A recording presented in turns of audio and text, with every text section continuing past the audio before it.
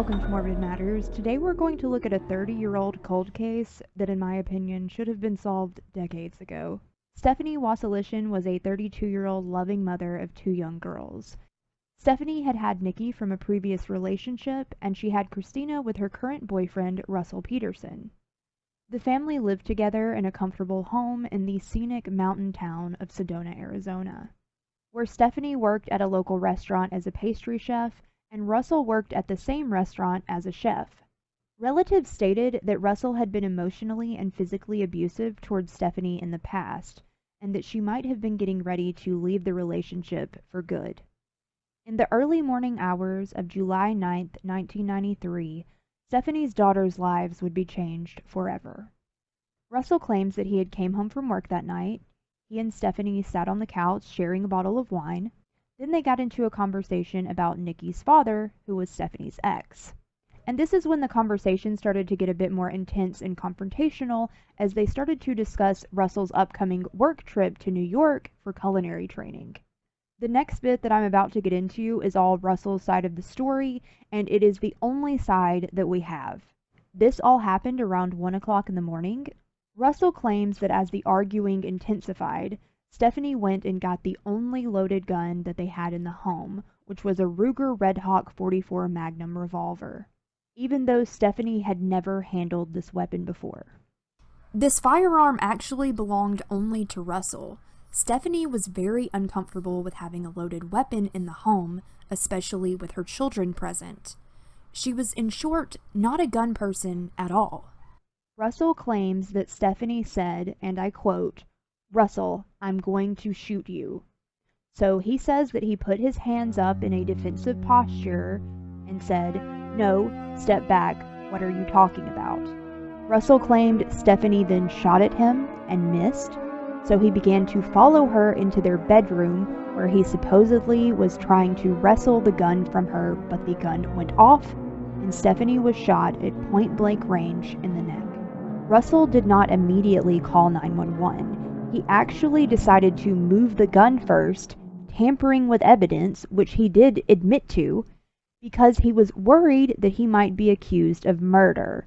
He realized that this scene did seem suspicious. So he decided to pick up the firearm, put it back in its holster, and move it back to the closet, before then moving it back to the floor again so it didn't appear like he had tampered with evidence.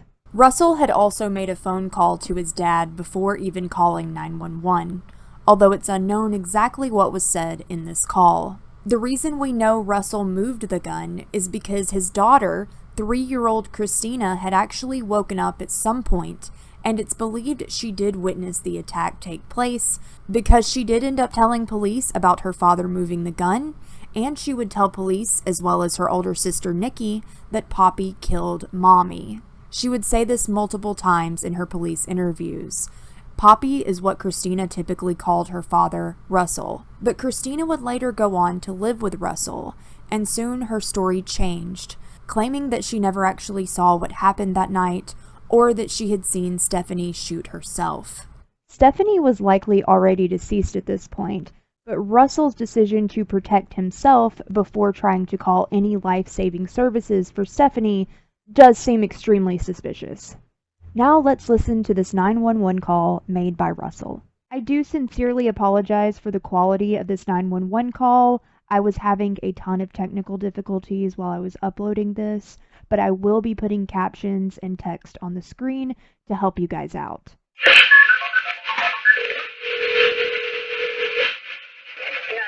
what's your emergency? I need help. What kind of help, sir? There has been a very bad accident. Where at? It's 530 Costa Drive. It's the donut. Okay, how many vehicles? No, there's no vehicles. Me and my wife, we were in an argument, and she's hurt. She's hurt very bad. I need help. Okay, what's wrong with her? She's been shot.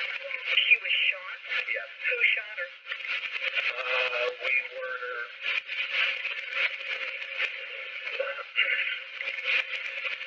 I don't know. You don't know who shot her? She might have shot herself.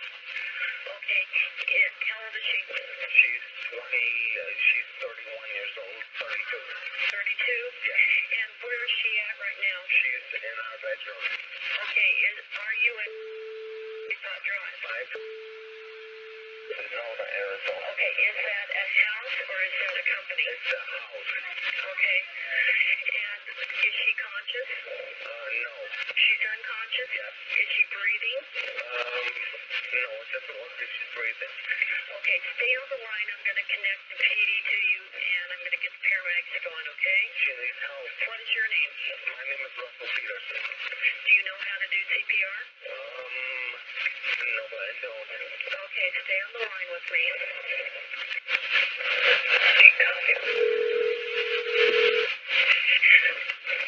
Mr. Peterson, where is she shot? Pardon? It looks like she's been shot in the neck or the chest. In the neck or the chest? Yes. Okay, we had a fight in progress, a dispute, husband-wife dispute. The wife is shot in either the chest or the neck, unconscious. Where at? Okay, and who are you? I'm Russell Peterson. Okay, are you involved in this? Yes, I am. Okay, did you do the shooting or who did? No, I didn't do the shooting. She shot at me. We had a little bit of an argument, and it went kind of back and forth, and it just kind of went off. Okay, Russell, I want you to stay on the phone with me, all right? Okay. Medic 41, ambulance 11, channel 1, EMS assignment.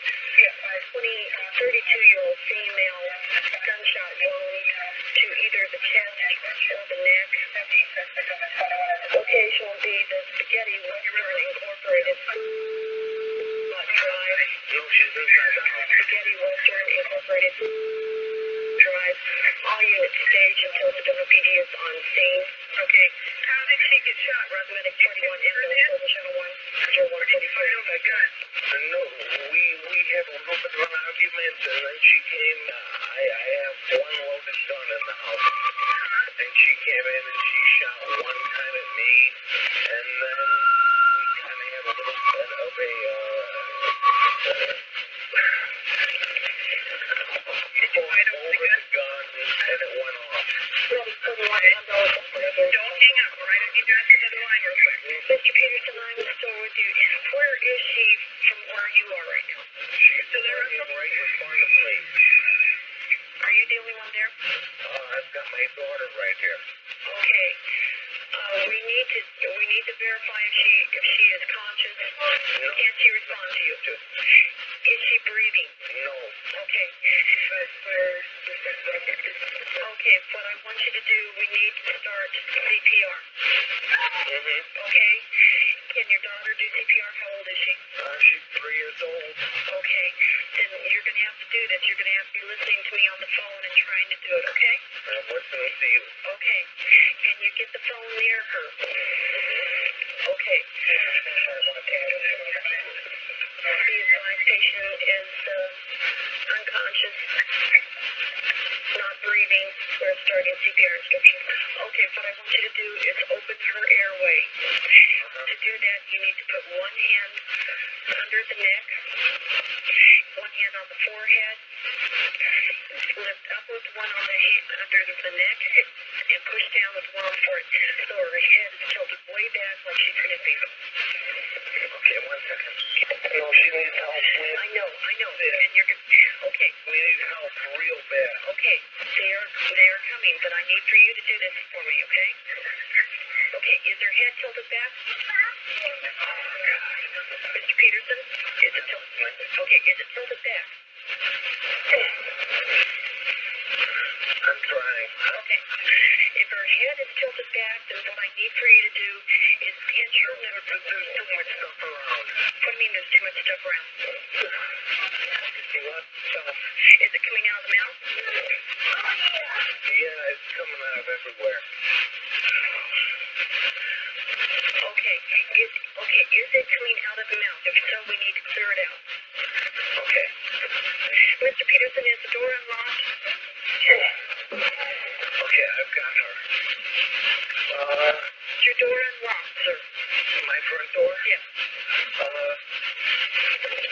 I'm gonna unlock. No, the people are here.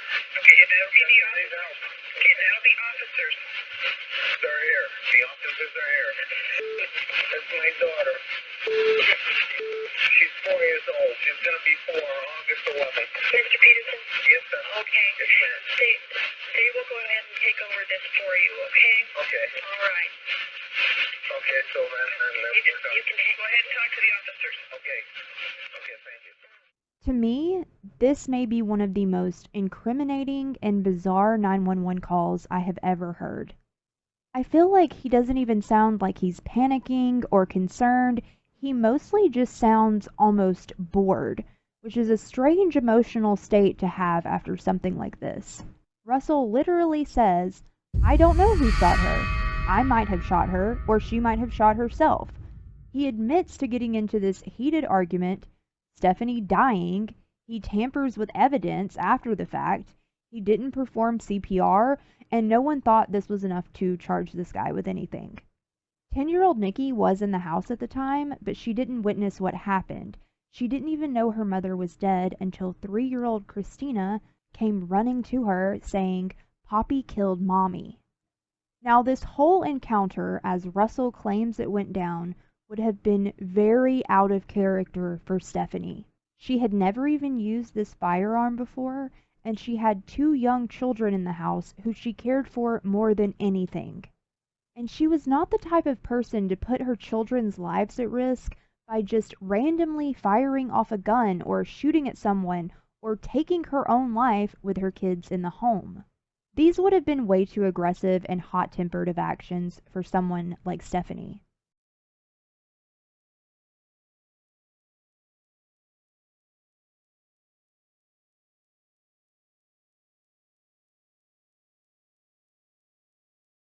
The autopsy also revealed some interesting findings.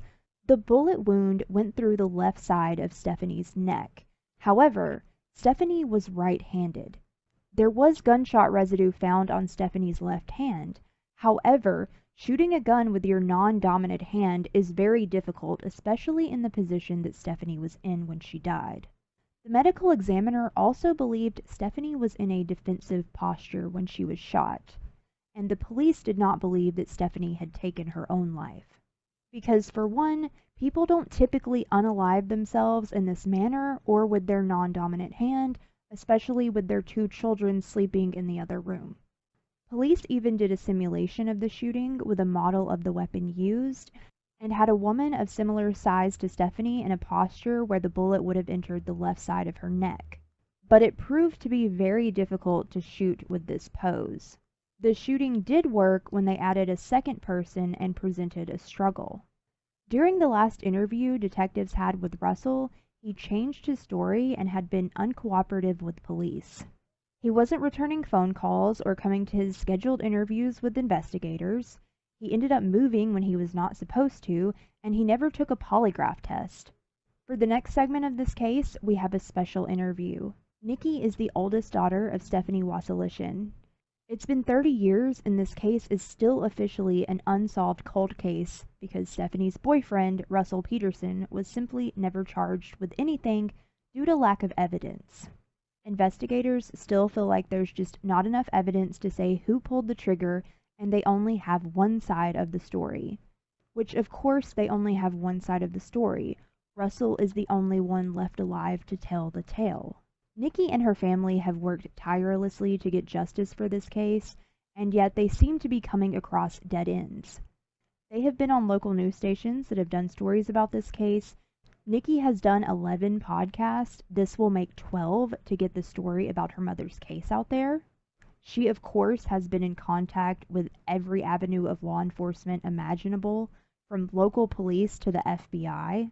But nearly 30 years later, Russell is still alive, and he's living comfortably in Phoenix as a free man who seemingly got away with murder. So today we have a very special guest. This is Nikki Wasilishin, which I hope I'm pronouncing that right. You nailed it, girl. Okay, great. I've looked up several videos to make sure I'm getting this right. Okay, so you are the oldest daughter of Stephanie, and you have been fighting for justice for your mother's case for years, obviously. Welcome. I hope you're doing well. Today was your mother's birthday, in fact. So how did that go? Oh, I know. And when we planned this last week, I didn't even know that we were scheduling it for my mom's birthday. So I woke up this morning realizing what today was, and I messaged you. And I was like, wow, was it kismet? I don't know, because another podcast was released today. So I had one released. I'm recording one. It's mom's birthday. My mom's friends here. Yeah, no, it's definitely something is happening in the universe for all of this to have come together. I hope so. And I know that you have had to relive this event so many times over and over and over. So I'm sure it gets a bit redundant. But my first question, I guess, would be, can you tell me a little bit about yourself and how you came to be involved in your mother's case? Yeah, actually, I ran from this. To be honest with you, for 28 years, I ran from this. I was only 10 the night my mother was murdered, and it was really traumatic for me because I remember my mom, and she was not only my mom, she was my friend. So I didn't even want to read where she was murdered, like how I knew nothing until I was 38 years old, older than my mom ever made it in life. So 2 years ago, at the age of 38, I found out that they were reinvestigating. And for first time in years, I was hopeful that the cops were going to do something, because I always knew what happened. I thought the cops were going to get him, and they kind of just did nothing with the 2020 investigation. And that's when I realized I was going to have to do something for the cops to do something. So I'm only recently involved in this. My aunt has been holding the torch for 3 decades, and she's the one that's been screaming for years. And they just kind of stopped listening to her years ago. I saw her in several interviews as well. So what do you remember from the day before the shooting and the last time that you saw your mother alive?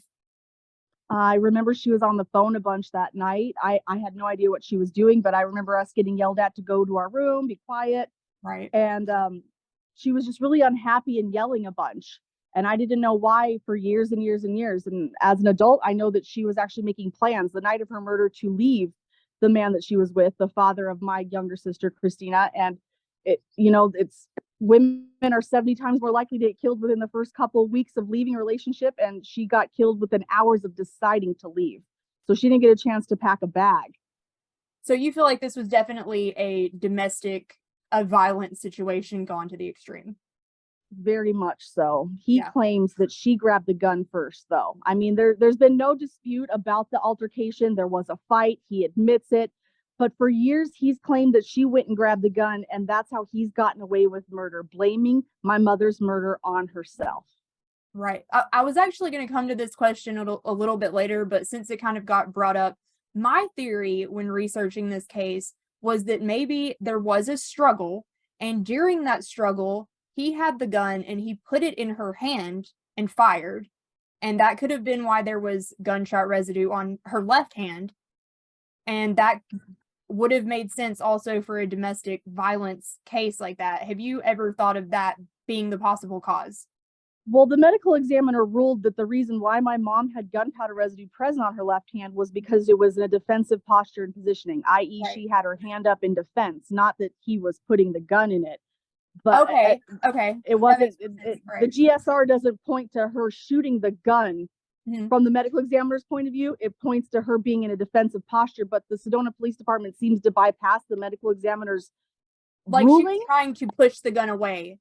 Exactly. Okay. I was a little bit confused on that part myself, but that does also make a lot of more sense, really, if she was trying to push it away. It would have still been on her hand at that point. So I hate to even ask this question, but was your mother the type of person to get into such a heated argument that she would try to shoot her boyfriend or threaten to shoot herself with her? When the autopsy came back, the medical examiner did rule Stephanie's death as a homicide, and Russell was a suspect, but prosecutors did not file charges due to insufficient evidence. He's here, my mom's friend is here. And Lori just told me a story, as a matter of fact, on how Lori's ex-husband is friends with my dad. And she said, well, yeah, I wanted your mom to return a gun to your dad, and she wouldn't because you were in the car. She wouldn't transport this weapon with you in the car. That's just showing she wouldn't have guns around her kids. Not only the fact that, but I got, again, 2 people here that told me my mom hated guns. She'd never shot a gun in her entire life.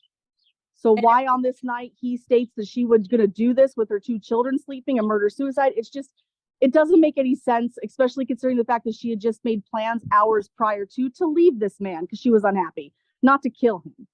Yeah, it was also his gun. And I did have another follow-up question for that. Do you know where the gun is now?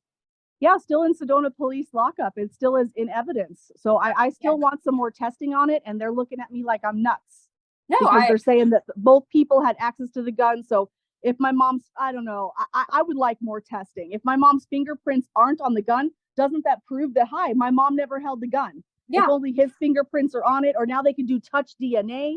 Like, I don't know. When I ask these questions, the Sedona Police Department, they look back at me like I've watched too much true crime.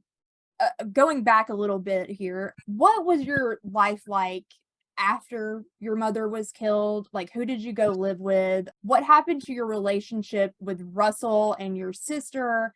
And how did your family feel about Russell? Like, immediately? All good questions. Yeah. All good questions. Sorry to throw that all on you at once.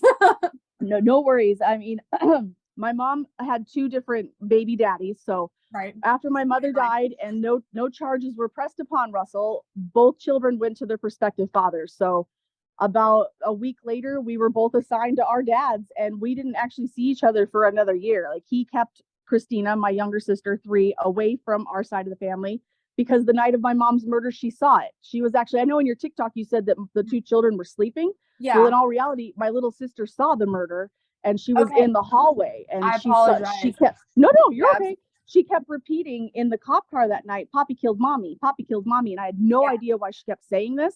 And in her interview hours later, she told the investigators at least 13 times that she saw her daddy kill her mommy. But a year later, she then repeats to me at Disneyland that mommy killed herself. So in a year, he started brainwashing her. And so with my relationship with Russell is I don't have one. Right.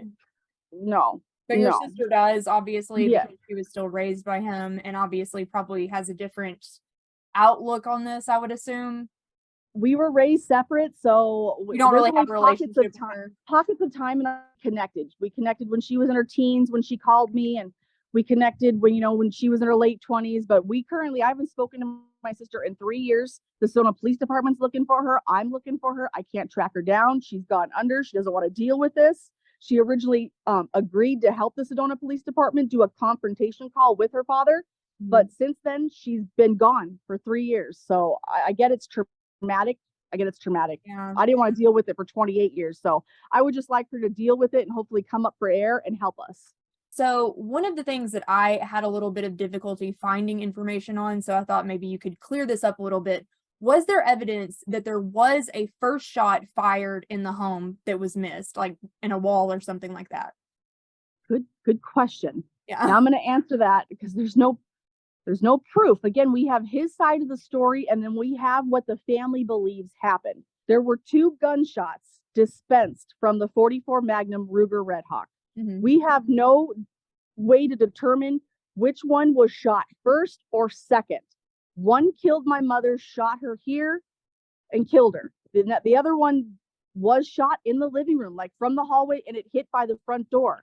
We don't know which one was popped off first. Like, my family believes that they had a fight. Clearly, a struggle over the gun. She died, and he called his dad. He had 4 minutes to cover up the crime scene and, stage crime. And that's when he went and he shot off that second gunshot. That's what family believes. But I mean, we've got to prove that. And that was all time that the 911 call was another thing that I found very bizarre and very incriminating that he made. What did you think about the 911 call? Because to me, his demeanor, he wasn't shocked or panicked or anything like that. He just sounded bored, almost. Calm. When I heard it for the first time, I turned away from my family because we were all sitting together, listening to it together. And I remember turning to the wall and just staring at a white wall thinking, he's too calm. He's too calm. She's bleeding out on the ground. Why is he so calm? Like you said, bored. I said calm. Like, maybe it's shock and you attribute it to shock, but I didn't like it. He asked me how I felt about it. I didn't like it. I felt that it was staged, too calm. He had too much time to compute what happened. And there's proof to that. There's proof in the pudding because on the 911 call is proven at 1:40, right? Well, on my phone bill from that house in 1993, he's calling his father at 136. We have evidence of that, but it's never in the case file. They never ask him about that. They don't interrogate him about that. Nothing. It was family that found that. And what was he doing in 4 minutes? And why was he calling his pops? And why didn't he tell police about it? I just think that is so suspect. And he did later admit to tampering with evidence, which he was never even charged with that. Correct. And the reason why he admitted that is because his daughter saw him pick the gun up, put it back in the closet, because she says that in her interview. She's got that couple-page interview in the case file, and she tells, so he's got to account for that. Yeah, He lies. He lies. And if you look a little closer, we can prove it. They just don't want you because it's too old. Why did I have to grow up and do this? This could have been proved 30 years ago. Yeah, no, I absolutely agree with you here. It seems like there's a lot of mismanaging of police work at best, corruption at worst. I'm not really sure what's going on with that. I'm going to tell you something, though, because the Sedona area was policed by the Verde Valley Police until 1989. My mom was murdered in 1993. You do the math. That's like 4 or 5 years. The Sedona Police Department was very new. They had brand new police cops, detectives. Were they equipped to handle my mom's murder in 93? I don't think so. Are they equipped to handle it now? I don't know. I mean, it is a very nice resort town. I would assume they make a lot of money to fund things like this, but there's probably also not a ton of murder in Sedona, I would think. Correct. But when one does happen, you would think they could get it solved within 30 years, obviously. Correct. I'll try to go over this a little bit in my opening monologue about what all you've done for, contacting law enforcement and things like that. But what avenues have you taken so far in order to get justice for your mother? And I know this is probably exhausting because you've been through so much already and you've gone above and beyond, but what else could be done for a cold case like this, in your opinion? What could be done? I mean, I guess I watch too much true crime where other crimes are solved on less. I'll tell you what we've done. In 30 years, my aunt has knocked on the Sedona Police Department's door and asked them repetitively to look at this. She's called the Yavapai County Attorney. And for 30 years, they've kind of just shut the door in her face. So 2 years ago, when I found out they were reinvestigating, that was because my aunt wrote to, I don't know, some city council, or she wrote to somebody and got something heated back up, and where they were calling around and they were looking for my sister. Then it fell by the wayside, and that's where I got mad at the end of 2020. After like 5-6 months and nobody was calling me, I realized they weren't doing anything and I was going to have to do something. So that's when I was like, okay, I need the case file. Well, who do I call then? Journalists. And the journalists are telling me that I was going to have to call this woman named Sarah Turney. And I was like, hey, I knew a Sarah Turney. We worked together. What are the odds? I blew it off. It wasn't until another journalist told me to contact Sarah Turney, and a friend of mine told me, oh, you remember Sarah? Yeah, I actually know Sarah Turney. We worked together down here at Desert Ridge. And she was like, hey, girl, what's up? You need to start a TikTok channel. That's how I got my sister's murder solved. So she's the one that told me to start a TikTok channel. And from there, that's how I got all the podcasts and the Fox News story. And we've written to Yavapai County, my aunt and I, and we wrote to the Arizona Attorney General. He has 3 offices here in Arizona. We wrote 3 different packets to 3 different offices, and we got a response back from him. And he said, your complaint is best served to the DOJ. So we sent the same packet to the Department of Justice. A couple weeks later, we get a knock, knock, knock at the door. It's an FBI agent. Hey, what's up, Agent Craps? He goes, we got your packet. We want to know, how can we help you? And we did the whole spiel with Agent Craps. Please help us, Agent Craps, right? Right. He went to Sedona, Arizona, and asked them, hey, we've got the Wasilishin family very upset. They want us to help. What can we do to help? Sedona Police Department said, hey, we don't need any help. They turned the FBI away. And because the FBI is federal, they have to be invited to investigate. There's nothing they could do. That was one of the hardest phone calls I've ever had to take. Agent Craps calling me and telling me that the 2 years of me writing letters and advocating for my mom and talking to journalists amounted to nothing. Nothing. So the only thing I could do when you say what government agency, I don't know. You tell me. I'm exhausted. I don't know what I have to do except to hire a lawyer. And I work at a nonprofit rescue. There's no justice for the poor. So what do? I do this because media is the only thing that moves mountains. Media is the only thing. Do you know, we didn't get that 911 call that we listened to. We didn't get that for 29 years. My aunt waited decades. The only reason we got that was we received that a week before Sedona Police Department sat down with Fox News.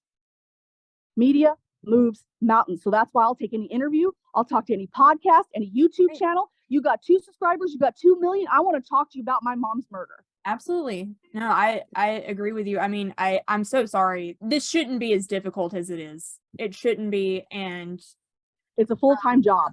Yeah, absolutely. I mean, it definitely is. And you've been through so much just trying to get this case, which really should have been open and shut, solved. I guess that brings me to my next question here.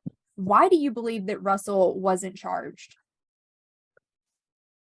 For years through my family, I thought maybe his family paid off the original investigation. Now that I'm looking closer, I think it was just sloppy police work. They were just too green, too rookie. They didn't handle it. They didn't care. I don't know. And I think they just want to, I don't know. They just want me to go away now. I don't know. I need somebody to tell me.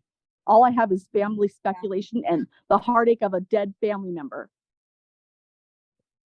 And so where is Russell today? Like, what did he do with his life after this, I guess? Like, has he committed any more crimes that you know of? He's been sued a whole bunch. He opened a restaurant and it failed, and he's been sued, and he's had several more wives. He can't keep a relationship because he's a drunk, and he got married right after my mom, and he had a baby, and then they got divorced, and then he got another girlfriend and had 2 more children. So he's created generations of people that shouldn't even be alive if the Sedona Police Department had done their job. He just kept on passing go and collecting $200 for 30 years. And now he lives with his elderly mother. The Sedona Police Department can't find him. Fox News is looking for him. He's been ducking everybody that I'm sending his way. He's ducking. I don't know where he's living now. He was living with his elderly mother down in Phoenix, but because everybody's looking for him, he's like underground, dug in like a tick. I can't find him. What do you feel would be the best outcome in this case? Like, for you and your family, what is the most desired outcome to come of this? Accountability. I want jail time. This is easily solvable. He got away with murder. They have not interrogated him since 1993. They just let a murderer walk free, a domestic violence murderer. I want them to talk to his next wives. Are you kidding? This is solvable. I want accountability. I want jail time, and I won't stop till I get both. Absolutely. Is there anything that you would like to add that I may have missed anywhere? I can't think of anything off the top of my head. My mom's friend, Lori, did bring me this shirt, Warrior Strong, in my mom's favorite color. So love that. She was telling me I'm Warrior Strong for doing this. So thank you, Lori, for being a big part of my life and helping me with all these podcast interviews. So of course, and I'm glad that you have a support system. It saddens me so much that your family has had to go through this and endure this for so long and never received justice. I wouldn't even be this far if it wasn't for a stupid TikTok app.